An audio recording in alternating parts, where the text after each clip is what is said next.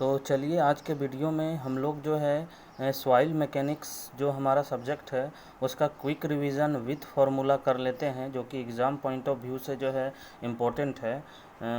तो जैसा कि टाइप्स ऑफ सॉइल में सॉइल जो है आपका एलुवियन सॉइल रिवर के लिए, marine soil, sea water, lacustrine soil जो है still water, like as lake, aeolian soil जो है जिसका जो कि विंड फॉर्मेशन है, aeolian soil wind formation, fine sand Indus जो है इसका एग्जांपल है। एवोलाइन सॉइल का जो है परमेबिलिटी जो है ज़्यादा होता है, वॉइड रेशियो ज़्यादा होता है और यूनिफॉर्म ग्रेन होगा। ग्लेशियल सॉइल में जो है डिपॉजिटेड बाय आइस होगा। एवोलाइन सॉइल जो है low density and high compressibility, aeolian soil जो है लो डेंसिटी और हाई कंप्रेसिबिलिटी है। लॉइस सॉइल को जो है हम लोग एवोलाइन सॉइल भी कह सकते हैं। कोलेप्सिबल सॉइल जो है वो लॉइस सॉइल का ही एग्जांपल है। अब हम लोग थ्री फेज सिस्टम में चलते हैं। तो थ्री फेज सिस्टम में जो है पार्शियली सेचूरेटेड और टू फेज सिस्टम में जो है या तो फुल्ली सेचूरेटेड या जो है ड्राई सॉइल होगा। ठीक है, फुल्ली पार्शियली सेचूरेटेड के केस में जो है वेट ऑफ एयर 0 होगा।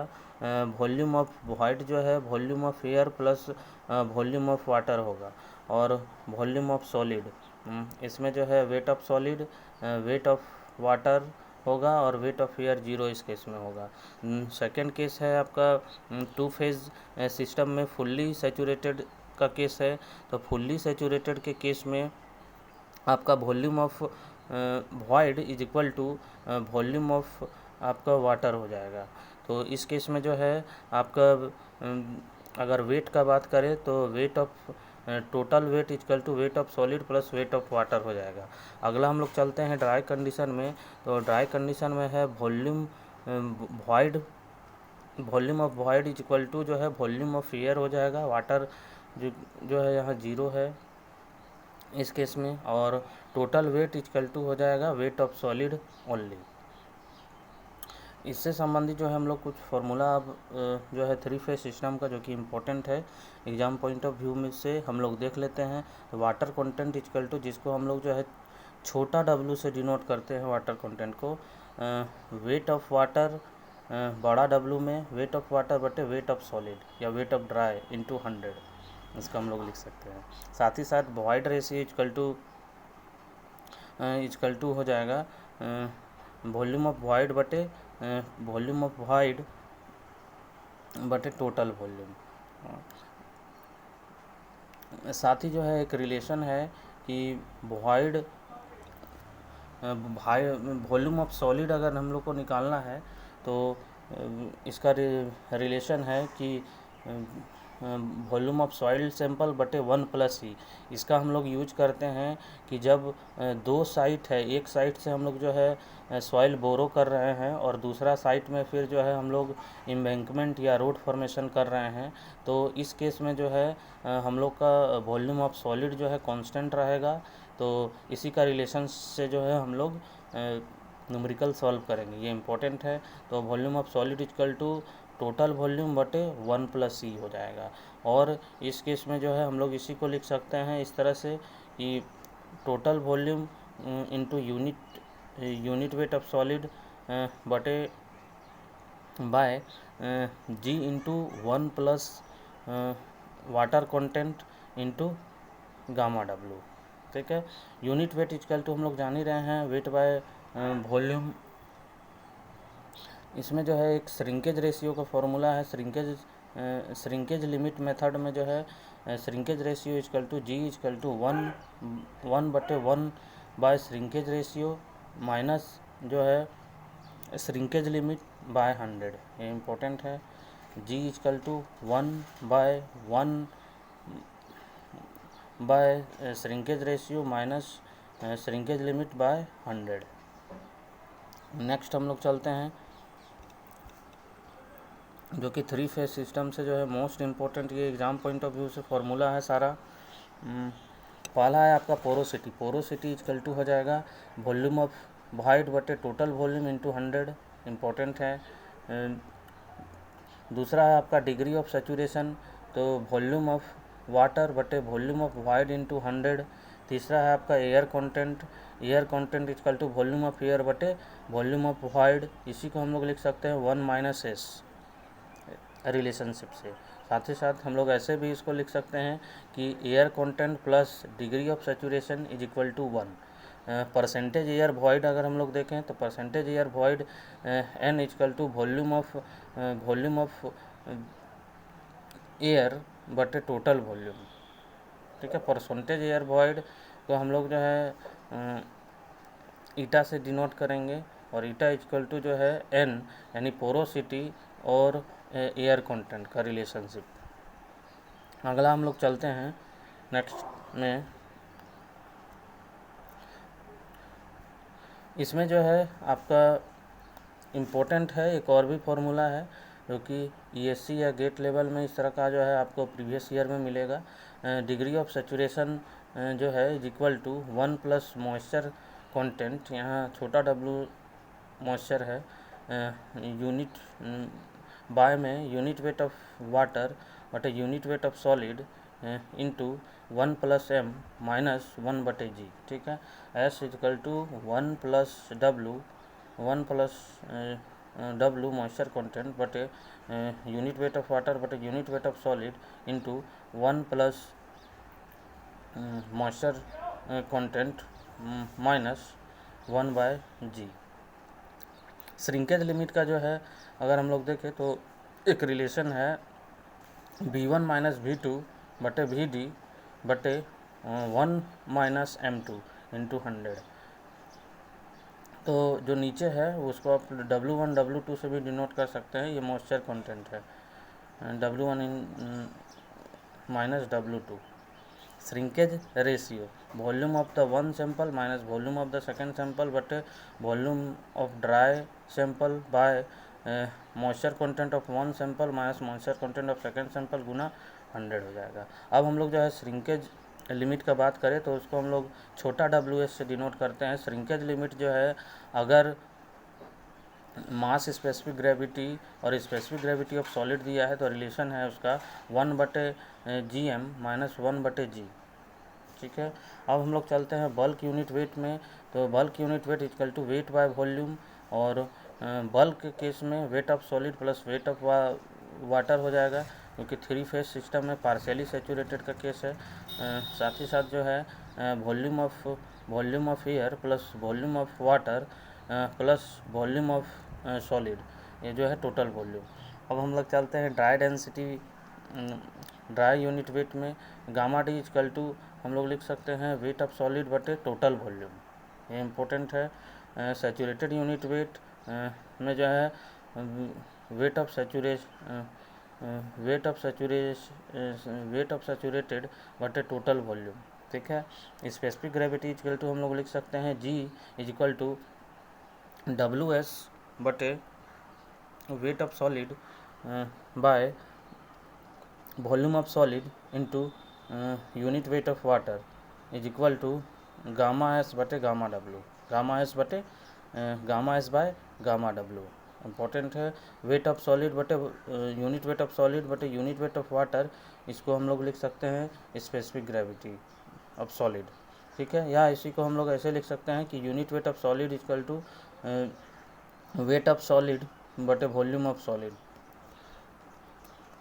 साथ ही साथ इम्पोर्टेंट यहाँ है आपका फॉर्मूला में कि श्रिंकेज लिमिट यानी WS इक्वल टू अगर पोरोसिटी अगर हम लोग जो है वॉइड रेशियो और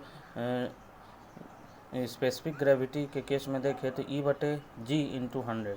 ठीक है, श्रिंकेज रेशियो इक्वल टू हम लोग ऐसे लिख सकते हैं कि shrinkage ratio equal to gamma D बटे gamma W, dry unit weight बटे यूनिट वेट ऑफ वाटर। साथ ही साथ जो है इम्पोर्टेंट है कि यूनिट वेट ऑफ सॉलिड का अगर बात करें तो वेट ऑफ सॉलिड और वॉल्यूम ऑफ सॉलिड यहाँ हो जाता है नीचे में वॉल्यूम ऑफ सॉलिड, जबकि सैचुरेटेड और ड्राई के केस में टोटल वॉल्यूम हम लोग लेते हैं सॉइल सैंपल का। इम्पोर्टेंट है। फिर नेक्स्ट हम लोग चलते हैं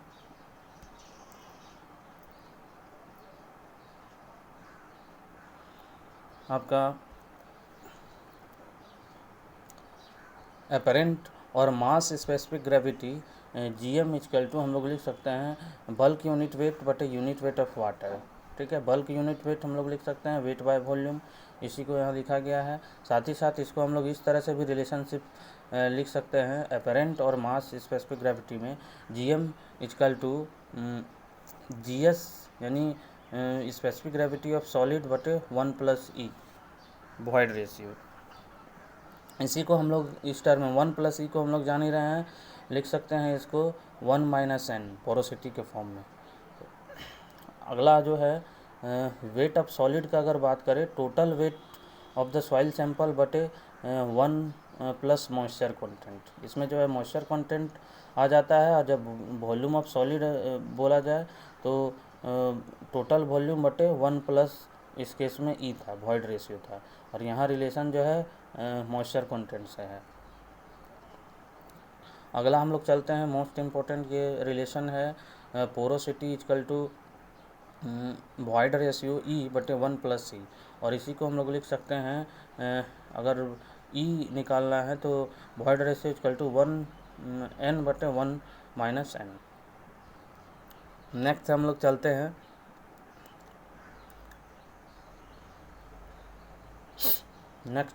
हैं वही चीज़ है कि E वॉइड रेशियो जो है कांस्टेंट होगा, यूनिट ड्राई यूनिट वेट भी जो है कांस्टेंट जो है कांस्टेंट कंपोनेंट है।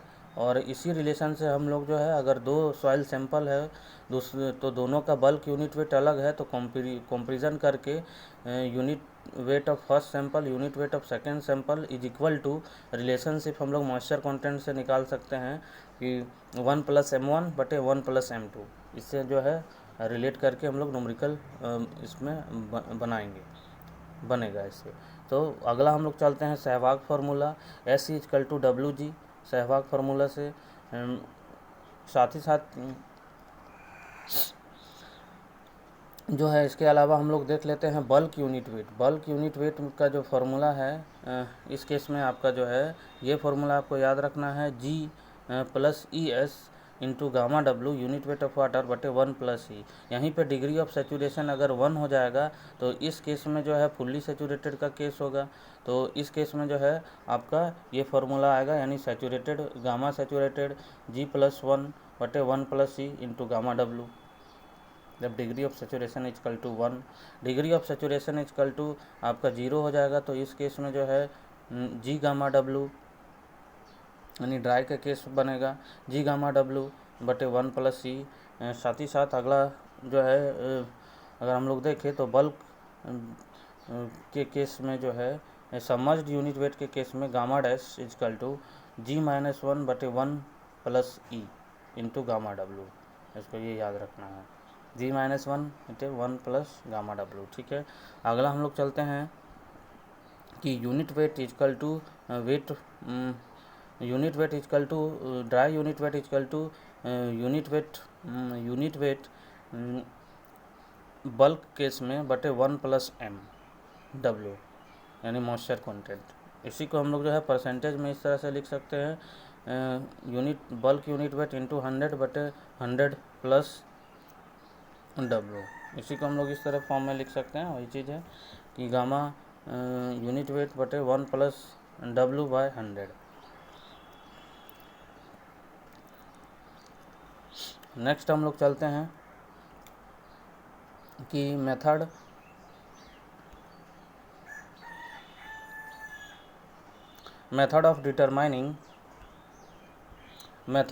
For determining of water content. तो method for determining water content में जो होगा ओवन ड्राई मेथड में हम लोग को याद रखना है कि ओवन ड्राई मेथड है तो ओवन इस तरह से अगर ट्रिक से याद रखने के लिए तो उसको 2 मान के चलना है, यानी 2 से शुरुआत होगा।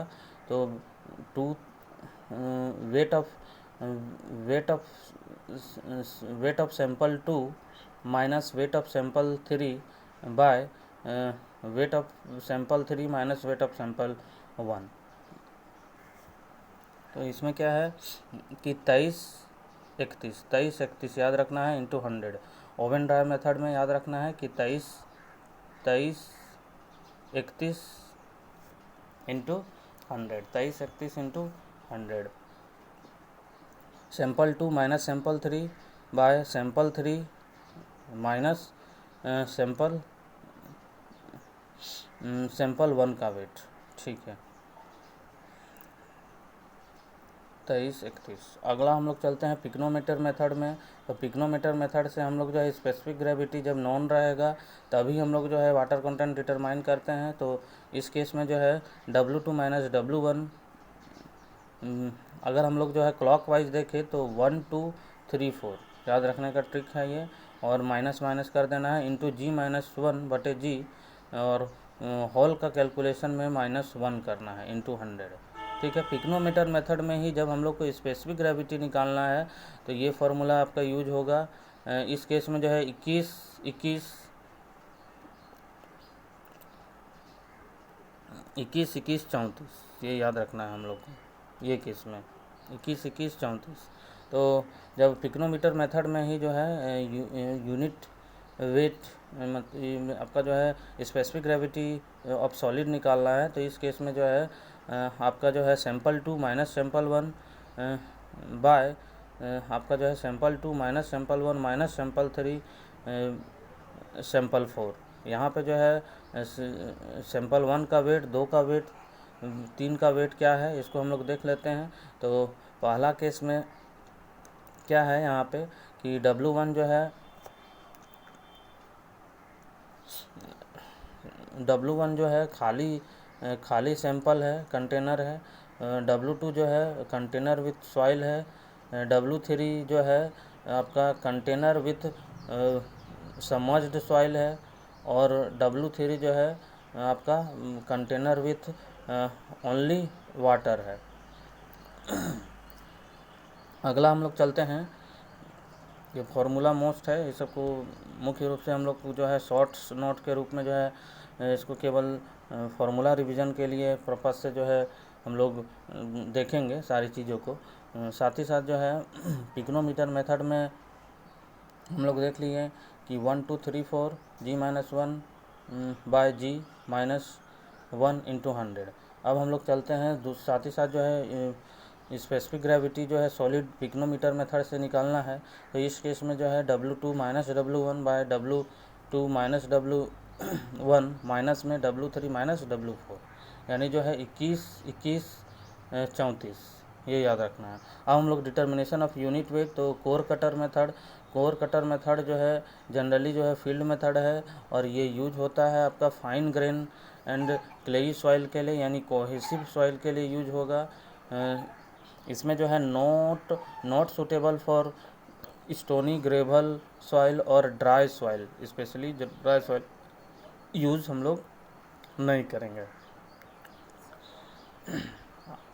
क्योंकि क्लेई सॉइल कोहेसिव सॉइल है। जब हम लोग सैंपल लेंगे कोर कटर से, सिलेंड्रिकल कोर कटर से सैंपल लेंगे तो वो जो है रिटेन रुका हुआ रहेगा।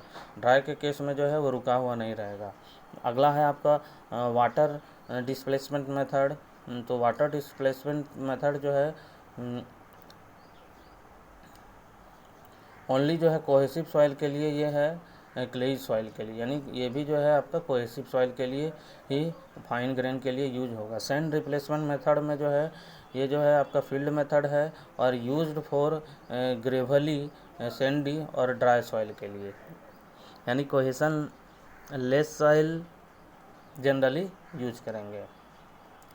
न्यूक्लियर डेंसिटी गेज मेथड जो है, और रेडिएशन जिसको हम लोग रेडिएशन मेथड करते हैं, ये भी जो है आपका यूनिट वेट ऑफ वाटर से संबंधित है, न्यूक्लियर डेंसिटी गेज मीटर।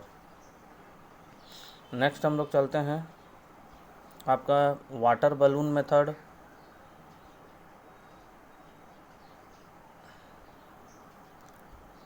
तो वाटर बलून मेथड में जो है volume of the pit is measured by covering the pit with plastic sheet and then filling it with water. ठीक है, weight of water thus calculated is equal to volume of soil excavated.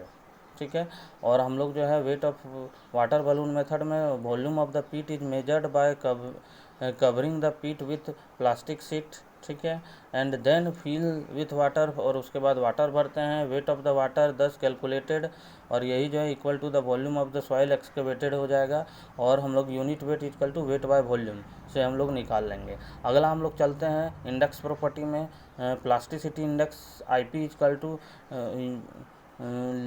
Liquid limit minus plastic limit. दूसरा है आपका consistency index, ये सारा चीज़ से जो है इंडेक्स प्रॉपर्टी से न्यूमेरिकल पूछे जाते हैं।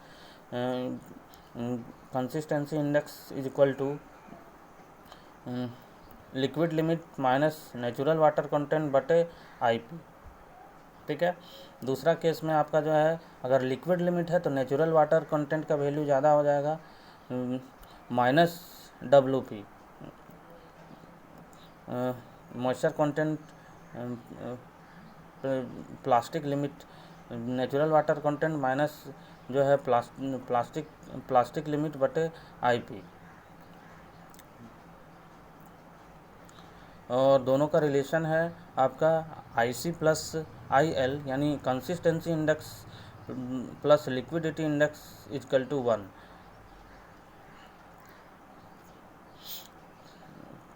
तीसरा हम लोग मेथड चलते हैं, अब तीसरा इंडेक्स चलते हैं फ्लो इंडेक्स। फ्लो इंडेक्स जो है वो moisture content W1 minus moisture content W2 by log 10 N2 बटे N1। मतलब ये है कि इसमें जो है फ्लो इंडेक्स जो है आपका नंबर ऑफ ब्लो और मॉइस्चर कंटेंट का परसेंटेज ऑफ मॉइस्चर कंटेंट का जो है ग्राफ है, जिसमें हम लोग जो है फ्लो प्रॉपर्टी जो है लिक्विड का जानने के लिए जो है यूज करते हैं। Flow index equal to W1 minus W2 log 10 N2 by N1। साथ ही साथ टफनेस इंडेक्स इम्पॉर्टेंट है। Toughness index equal to IP बटे IF। Toughness index equal to IP by IF। ठीक है, नेक्स्ट हम लोग चलते हैं, इसमें जो है इम्पोर्टेंट एक ग्राफ जो बनता है, ये जो ग्राफ है कंसिस्टेंसी लिमिट का, जिसमें जो है अटरबर्ग लिमिट है, इससे रिलेटेड है। कार्ल तेरजागी के द्वारा जो है ये ग्राफ दिया गया है, तो इसमें इम्पोर्टेंट है, इसको हम लोग देख लेते हैं। इसमें ग्राफ में आपका इम्पोर्टेंट है कि ये एक रिलेशन है कि अगर हम लोग स्लोप देखें तो स्लोप का फॉर्मूला होता है dy, यानी वर्टिकल y एक्सिस का वैल्यू बटे dx, यानी x एक्सिस का वैल्यू जो है वो कांस्टेंट रहेगा। तो इसी का रिलेशनशिप से जो है हम लोग देखेंगे कि पहला केस है आपका स्लोप के केस में कि वॉल्यूम ऑफ लिक्विड, ठीक है, ये हो जाएगा, और नीचे में जो है आपका लिक्विड लिमिट। ठीक है, वॉल्यूम ऑफ लिक्विड माइनस जो है volume of plastic, liquid limit का वॉल्यूम माइनस प्लास्टिक लिमिट का वॉल्यूम इज इक्वल टू हो जाएगा लिक्विड लिमिट का मॉइस्चर कंटेंट माइनस जो है प्लास्टिक लिमिट का मॉइस्चर कंटेंट। ठीक है, is equal to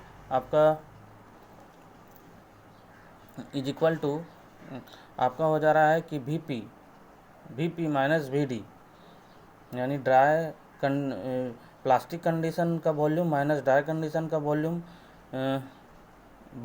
bye plastic condition का मॉइस्चर कंटेंट बटे ड्राई के केस में यानी श्रिंकेज लिमिट का जो है मॉइस्चर कंटेंट। ये रिलेशनशिप से हम लोग जो है कोई भी अननोन एक वैल्यू निकाल सकते हैं, ये इम्पोर्टेंट है। साथ ही साथ 3 केस है इसमें। पहला केस है जो है वाई एक्सिस में volume of the soil denote कर रहे हैं और एक्स एक्सिस में वाटर कंटेंट डिनोट कर रहे हैं। पहला आपका केस क्या है कि ड्राई वॉल्यूम और श्रिंकेज लिमिट के केस में सॉलिड, साथ ही साथ जो है आपका फिर सेमी सॉलिड, फिर प्लास्टिक और फिर जो है लिक्विड स्टेट। तो सॉलिड और सेमी सॉलिड का जो है बाउंड्री हो गया श्रिंकेज लिमिट, सेमी सॉलिड और प्लास्टिक का बाउंड्री हो जाएगा प्लास्टिक लिमिट, प्लास्टिक स्टेट और लिक्विड स्टेट का लिमिट हो जाएगा आपका लिक्विड लिमिट। अब हम लोग आगे का फॉर्मूला में चलते हैं।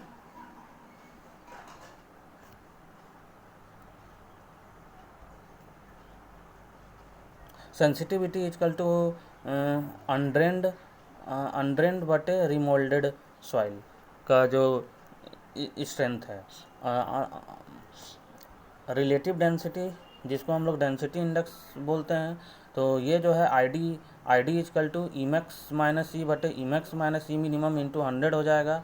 इसी का जब हम लोग यूनिट वेट के टर्म में निकालेंगे तो हम लोग क्या जानते हैं कि यूनिट वेट अगर बढ़ेगा तो वॉइड रेशियो जो है डिक्रीज होगा, तो void ratio is inversely proportional to unit weight होता है। तो इसी का यूनिट वेट के टर्म में जो है जहाँ इमेक्स है वहाँ जो है इन्वर्स होके 1 बटे वाई मिनिमम और माइनस 1 बटे Y by 1 by Y max minus 1 बटे इस केस में जो है वाई मिनिमम और 1 by Y minimum minus 1 by Y max, इस तरह से अपोजिट करके हम लोग जो है डेंसिटी के भी यूनिट वेट के टर्म में भी जो है डेंसिटी इंडेक्स निकाल सकते हैं। अब एक्टिविटी ऑफ क्ले हो गया प्लास्टिसिटी इंडेक्स आईपी बटे percentage by weight finer than 2 mu. अब हम लोग आगे चलते हैं। सी यू इजकल टू जिसको यूनिफॉर्मिटी कोफिशिएंट बोलते हैं, C U equal to D60 बटे D10। D10 is equal to effective size हो गया। D60 जो है आपका मोर देन 50% जो है पार्टिकल साइज जो है वो पास हो जाएगा, इससे रिलेट है। साथ ही साथ जो है यूनिफॉर्मिटी कोफिशिएंट जो है मोर देन 4 ग्रेवल के केस में, यूनिफॉर्मिटी कोफिशिएंट जो है मोर देन 6 सैंड के केस में, ठीक है। यूनिफॉर्मिटी कोफिशिएंट दूसरा है आपका कोफिशिएंट ऑफ कर्वेचर D30 का स्क्वायर बटे D10 into D60। Well graded soil के लिए जो है 1 से लेके 3 के बीच जो है यूनिफॉर्मिटी कोफिशिएंट ऑफ कर्वेचर जो है वो लाई करेगा।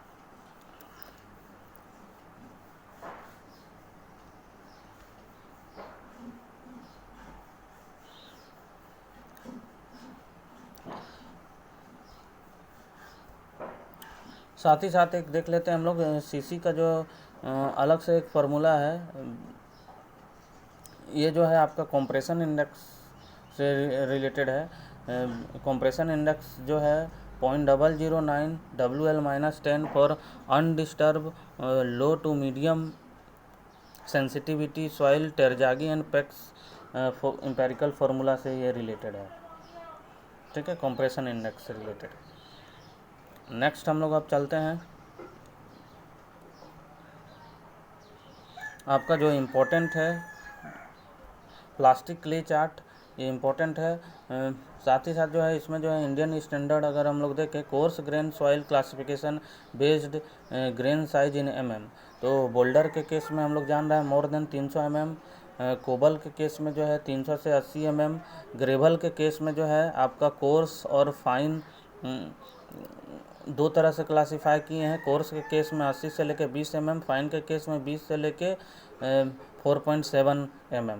अब हम लोग चलें आपका सेंड के केस में। सेंड को भी जो हम लोग कोर्स ग्रेन सॉइल में क्लासीफाई करते हैं और इसको 3 टर्म में क्लासीफाई करते हैं सेंड को। इसमें कोर्स सेंड अगर है तो 4.75 से लेके 2 mm, मीडियम सेंड है तो 2 से लेके 0.425 mm, फाइन के केस में 0.425 mm से लेके 0.075 यानी आपका जो है 75 माइक्रोन तक। अब हम लोग जो है फाइन ग्रेन सॉइल में चले तो सिल्ट है और क्ले है, तो सिल्ट के केस में क्या होगा कि 0.075 माइनस से रिलेटेड है, 0.075 से जो है 0.002 तक सिल्ट होगा और लेस देन 0.002 mm है तो क्ले के केस में हो जाएगा। ठीक है। और जो है फाइन ग्रेन सॉइल में जो है और क्लेई सॉइल है तो उसमें मोरिलियोनाइट मिनरल जो है ज़्यादा रहता है, जिस कारण जो है वो प्लास्टिक प्रॉपर्टी देता है। अब हम लोग जो है प्लास्टिसिटी चार्ट, क्ले चार्ट हम लोग देख लेते हैं, इंपॉर्टेंट है। तो क्ले चार्ट में जो है वाई एक्सिस में जो है प्लास्टिसिटी इंडेक्स और एक्स एक्सिस में जो है लिक्विड लिमिट रहता है। लिक्विड लिमिट में भी जो है अलग अलग लेवल है। तो इसमें जो है इम्पोर्टेंट है, जो याद रखना है वो लिक्विड लिमिट जो है 35% और 50%, इसको याद रखना है। 35% से लेस हो गया तो फिर जो है लो कंप्रेसिबल, 35% से 50% के बीच तो मीडियम कंप्रेसिबिलिटी, और मोर देन 50% जो हाई कंप्रेसिबिलिटी। ठीक है। इसमें जो है आपका प्लास्टिसिटी इंडेक्स में जो है चार से लेके जो 7% के बीच का जो सॉइल है वो डुअल सिंबल हम लोग यूज करेंगे। डुअल सिंबल यूज करेंगे, जैसे आपका क्लेई सॉइल और आपका silty soil, clayey silty soil.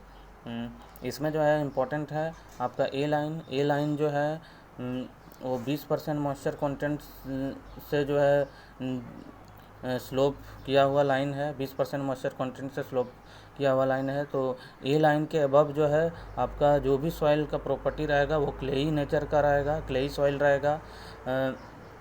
साथ ही साथ जो है 35% जो है लिक्विड लिमिट से अगर कम है तो लो क्लेई कहलाएगा। 35 से 50 के बीच है तो इंटरमीडिएट, और 50 मोर देन 50 है तो हाई क्लेई सॉइल कहलाएगा। साथ ही साथ जो है हम लोग देखें एक यू लाइन है जो डॉटेड लाइन है, जो कि 8% मॉइस्चर कंटेंट से निकल रहा है। जब हम लोग फार्मूला देखेंगे प्लास्टिसिटी इंडेक्स का तो इससे क्लियर है। जैसे ए लाइन है तो ए लाइन का जो प्लास्टिसिटी इंडेक्स का फार्मूला है वो है 0.73 इंटू WL-20। ये जो -20 है ये याद रखना है कि लिक्विड लिमिट का जो वैल्यू है उससे रिलेटेड है। ठीक है। और यू लाइन जो है उसका जो फार्मूला है वो 0.9 WL-8 है। यू लाइन हम लोग देख रहे हैं तो 8% मॉइस्चर कंटेंट से जो है वो ग्राफ बन रहा है, स्लोप बन रहा है। तो इस केस में अगर हम लोग दोनों को कंपैरिजन करें तो यू लाइन का वैल्यू जो है ग्रेटर देन हो जा रहा है आपका प्लास्टिसिटी इंडेक्स से। तो इससे रिलेटेड है। तो अब हम लोग जो है सॉइल प्रॉपर्टी देख लें। तो सॉइल प्रॉपर्टी में क्या है कि ए लाइन से जो एबव सॉइल रहेंगे वो जो है आपका क्लेई सॉइल रहेंगे। ए लाइन से बिलो जो सॉइल है वो उसका प्रॉपर्टी जो है सिल्ट और ऑर्गेनिक सॉइल रहेंगे, जिसमें जो है हाई कंप्रेसिबिलिटी, लो कंप्रेसिबिलिटी और इंटरमीडिएट कंप्रेसिबिलिटी जो है अलग अलग लिक्विड लिमिट के केस में होगा, जिसका जो है मैंने चर्चा किया है। 4% से कम मॉइस्चर कंटेंट है तब फिर जो है आपका सिल्टी सिंगल सिंबल से हम लोग यूज करेंगे, जिसमें जो है ML यानी silty soil with low compressibility. 35% कम जो है लिक्विड लिमिट है, low compressibility with silty soil यानी ML। तो ओवरऑल यही है।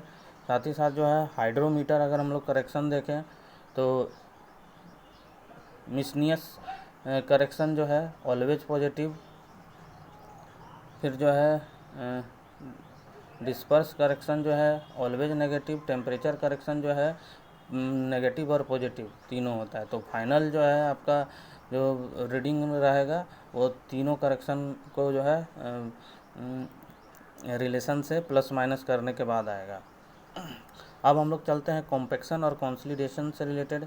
कॉम्पैक्शन जो है reduction in volume of air void at a given water content. Partially saturated के केस में जो है आपका ओनली वॉल्यूम ऑफ एयर को अगर हम लोग रिमूव करते हैं तो वो कॉम्पैक्शन हो गया। ये इंस्टेंटेनियस फिनोमिनन है। स्पेसिफिक कॉम्पैक्शन टेक्निक इसमें हम लोग यूज करते हैं, डायनेमिक लोडिंग लगाते हैं। साथ ही साथ कंसोलिडेशन में जो है expulsion of pore water from void होता है। कंप्लीटली सैचुरेटेड के केस में टाइम डिपेंडेंट है, स्टैटिक लोड इसमें हम लोग लगाते हैं सॉइल में। अब हम लोग चलते हैं क्विक सैंड कंडीशन में, जो कि मोस्ट इम्पॉर्टेंट है quick sand condition. Quick sand condition में क्या है, in case of upward seepage flow, if the upward water seepage pores becomes equal to the buoyant unit weight of soil, the effective stress in soil become zero, यानी effective stress जब zero हो जाए तो इस case में quick sand condition जो है आएगा। कॉम्प्रेशन इंडेक्स का एक और फार्मूला होता है 0.007 WL माइनस 10 फॉर डिस्टर्ब और रीमोल्डेड सॉइल के लिए, लो टू मीडियम सेंसिटिविटी। ये जो है स्कैम्पटन का इम्पेरिकल इंडेक्स फार्मूला है, ठीक है, CC 0.007। अगला हम लोग चलते हैं, आपका क्विक सैंड कंडीशन से ही रिलेटेड ये है क्रिटिकल हाइड्रोलिक ग्रेडियंट। ये मोस्ट इम्पॉर्टेंट है, जेई लेवल से संबंधित किसी भी एग्ज़ाम के लिए जो है प्रीवियस ईयर में ये मैक्सिमम क्वेश्चन पूछे गए हैं। तो क्रिटिकल हाइड्रोलिक ग्रेडियंट का एक फॉर्मूला है, इसमें जो है सबमर्ज्ड यूनिट वेट बटे यूनिट वेट ऑफ वाटर का रेशियो जो है को हम लोग क्रिटिकल हाइड्रोलिक ग्रेडियंट कर सकते हैं। ये क्विक सैंड कंडीशन में जो है एप्लीकेबल है। इस कंडीशन में एक और फार्मूला है G-1 बटे 1 + E। अब हम लोग 1 + E को लिख सकते हैं 1 - n, यानी G-1 इंटू 1 - n पोरोसिटी के रेस्पेक्ट में। अब factor of safety equal to हो जाता है क्रिटिकल हाइड्रोलिक ग्रेडियंट बटे एग्जिट हाइड्रोलिक ग्रेडियंट, ठीक है। तो क्रिटिकल हाइड्रोलिक ग्रेडियंट बटे एग्जिट हाइड्रोलिक ग्रेडियंट, तो ये सारा जो है आपका वैल्यू निकल जाएगा इससे। तो क्रिटिकल हाइड्रोलिक ग्रेडियंट और एग्जिट हाइड्रोलिक ग्रेडियंट अगर पता है तो फैक्टर ऑफ सेफ्टी हम लोग निकाल सकते हैं इससे। तो ये तीनों का रिलेशनशिप से जो है फार्मूला पूछे जाते हैं। एग्जिट हाइड्रोलिक ग्रेडियंट जो है वो चेंज इन हाइट बटे चेंज इन लेंथ जब हम लोग करते हैं तो वो एग्जिट हाइड्रोलिक ग्रेडियंट निकलता है H/L। हाइट ऑफ हेड, यहाँ पे जो है हेड डिफरेंस बटे length of the soil sample से रिलेटेड है। तो क्विक सैंड कंडीशन ओकर्स इन सैंड, ये कोहेसन लेस सॉइल के लिए ओनली ओकर होगा, क्लेई सॉइल के लिए जो है क्विक सैंड कंडीशन ओकर नहीं करेगा क्योंकि वो कोहेसिव नेचर का होता है। अब हम लोग आगे चलते हैं डार्सी लॉ में। तो डार्सी लॉ से जो है आपका Q = KIA, ये जो है फार्मूला डार्सी लॉ से आया था, वो ये जो है 1 डायमेंशनल के लिए जो है एप्लीकेबल है। चलिए आगे हम लोग चलते हैं, आपका जो है मेजरमेंट ऑफ परमेबिलिटी। तो measurement of permeability constant head permeability test जो कि सैंड के लिए होता है कांस्टेंट हेड, और फॉलिंग हेड परमेबिलिटी टेस्ट जो है क्ले के लिए होता है। ठीक, इसका अपोजिट याद रखने के लिए याद रखना है, कांस्टेंट हेड है तो इसका मतलब जो है आपका सैंड का केस है, और फॉलिंग हेड है तो इस केस में जो है पानी अगर ऐसे हम लोग जनरली डालेंगे तो फॉल होगा सैंड में, लेकिन ठीक उसका अपोजिट जो है याद रखना है इस केस में। और जो है ये फार्मूला है डार्सी लॉ से Q = KIA है। तो इसी में जो है हम लोग K = यानी कोफिशिएंट ऑफ परमेबिलिटी अगर निकालना है तो K = हम लोग लिख सकते हैं इसी फार्मूला से आपका Q/IA, और I का फार्मूला हम लोग लिख सकते हैं आपका H/L। तो इस तरह से ओवरऑल फार्मूला हो गया QL/AHT। दूसरा आपका चलते हैं हम लोग फॉलिंग हेड परमेबिलिटी टेस्ट। तो ये जो है क्लेई सॉइल के लिए होता है, इसका फार्मूला हो गया K = 2.3 AL/AT log 10 H1 - H2। K = 2.3 AL/AT log 10 H1 - H2। अब हम लोग चलते हैं कन्फाइंड फ्लो पंपिंग टेस्ट, इसमें जो है और दूसरा है आपका अनकन्फाइंड फ्लो पंपिंग टैंक। तो कन्फाइंड फ्लो पंपिंग टेस्ट में K = हो जाएगा 2.3 Q/2 πD log 10 R2/R1 H2 - H1। Confined flow pumping test, ये फार्मूला जो है याद रखना है ऑब्जेक्टिव पॉइंट ऑफ व्यू से।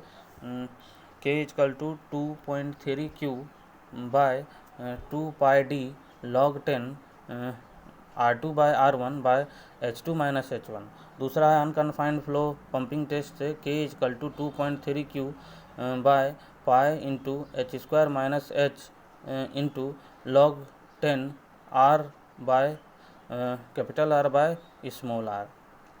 अब हम लोग जो है कोजी कारमैन इक्वेशन में चलते हैं। मोस्ट इम्पॉर्टेंट ये रिलेशनशिप है परमेबिलिटी के पॉइंट ऑफ व्यू से। तो कोजी कारमैन इक्वेशन के कोफिशिएंट ऑफ परमेबिलिटी जो है ये इन्वर्सली प्रोपोर्शनल टू आपका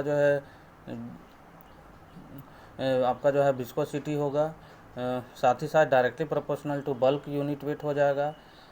साथ ही साथ इसका ये रिलेशनशिप है कि K = 1/K0 degree of saturation जो भी जो है इन्वर्सली प्रोपोर्शनल होगा into unit weight, bulk unit weight बटे विस्कोसिटी इनटू E/Q बटे 1 + E।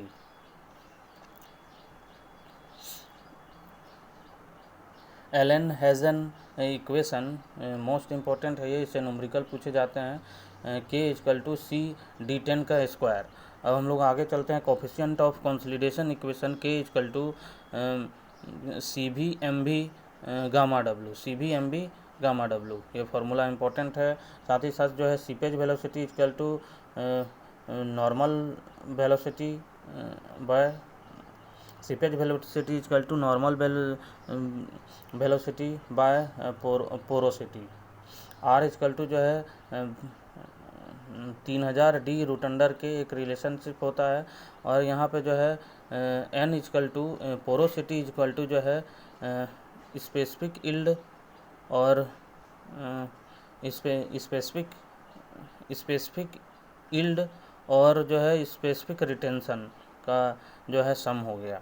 ये इम्पोर्टेंट रिलेशनशिप है। अब हम लोग परमेबिलिटी ऑफ स्ट्रेटिफाइड सॉइल में हम लोग चलते हैं। हॉरिजॉन्टल फ्लो के केस में KH = K1H1 + K2H2 बाय नीचे में जो है H1H2, इसी तरह से चलते जाएगा डॉट डॉट डॉट। KH ऐसे याद रखना है, ऊपर में K1H1 K2H2, ठीक है, और नीचे H1 + H1। वर्टिकल के केस में क्या हो जाएगा, ठीक अपोजिट हो जाएगा। H1H2 H3 ऊपर जो है सम हो जाएगा, नीचे जो है H1/K1 H2/K2। इस तरह से न्यूमेरिकल पॉइंट ऑफ व्यू से इम्पोर्टेंट है। साथ ही साथ जो है इस रिलेशन से रिलेटेड है आपका कि K horizontal is more than हो जाएगा K vertical always.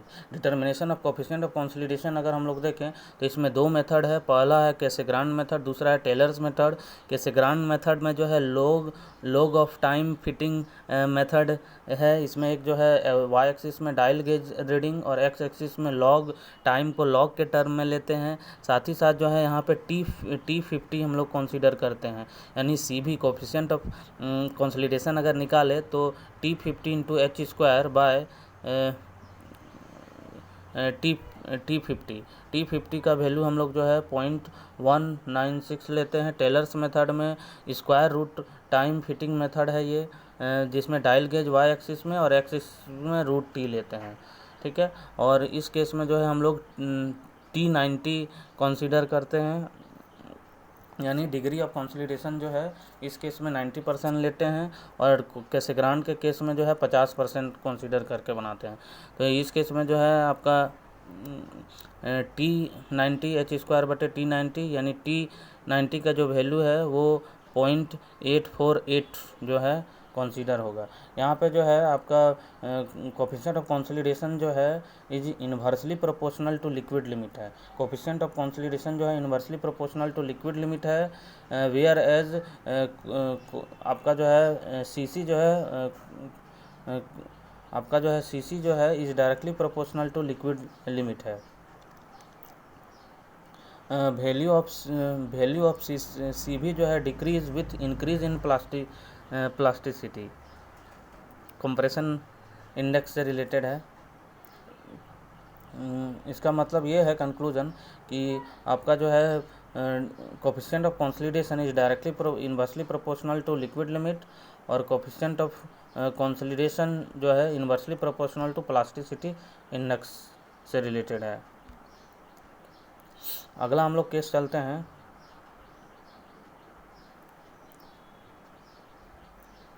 Soil liquefaction जो है वो फाइन ग्रेन सॉइल के लिए जनरली जो है लाइक करता है ये सिल्टी सॉइल के लिए, जिसमें अर्थ जिसमें जो है एग्जिट सेंड का कंडीशन, जिसमें इफेक्टिव स्टेज जो है ये भी 0 है, आपका क्विक सेंड कंडीशन से ही रिलेटेड है। ठीक है, अब हम लोग चलते हैं आपका बोजीनियस इक्वेशन में, जो कि vertical stress of the soil से रिलेटेड है।